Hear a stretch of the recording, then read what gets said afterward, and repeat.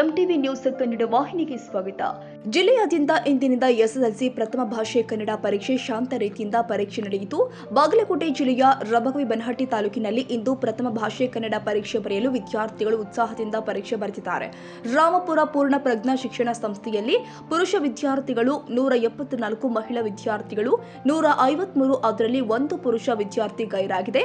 ಒಟ್ಟು 327 ವಿದ್ಯಾರ್ಥಿಗಳು ಪರೀಕ್ಷೆ ಬರೆದಿದ್ದಾರೆ. ಎಸ್ಎಸ್ಎಲ್ಸಿ ಪರೀಕ್ಷೆಯ ಪ್ರತಿಯೊಂದು ಕೇಂದ್ರದಲ್ಲಿ ಸಿಸಿಟಿವಿ ಅಳವಡಿಕೆ ಮಾಡಲಾಗಿದೆ. ಪೋಷಕರೊಂದಿಗೆ ಉತ್ಸಾಹದಿಂದ ಪರೀಕ್ಷೆ ಕೇಂದ್ರಕ್ಕೆ ವಿದ್ಯಾರ್ಥಿಗಳು ಆಗಮಿಸಿದ್ದು, ಬಾಗಲಕೋಟೆ ಜಿಲ್ಲಾಡಳಿತ ಶಿಕ್ಷಣ ಇಲಾಖೆಯಿಂದ ಪರೀಕ್ಷೆ ಕೇಂದ್ರದಲ್ಲಿ ವಿದ್ಯಾರ್ಥಿಗಳಿಗೆ ಸಕಲ ವ್ಯವಸ್ಥೆ ಮಾಡಲಾಗಿದೆ.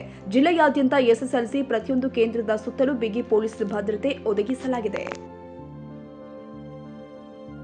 ತಾಜಾ ಸುದ್ದಿಗಾಗಿ ಎಂಟಿವಿ ನ್ಯೂಸ್ 24x7ಗೆ ಸಬ್ಸ್ಕ್ರೈಬ್ ಮಾಡಿ ಮತ್ತು ಬೆಲ್ ಐಕಾನ್ ಅನ್ನು ಒತ್ತಿ. ತಪ್ಪದೇ ಲಿಂಕ್ ಶೇರ್ ಮಾಡಿ.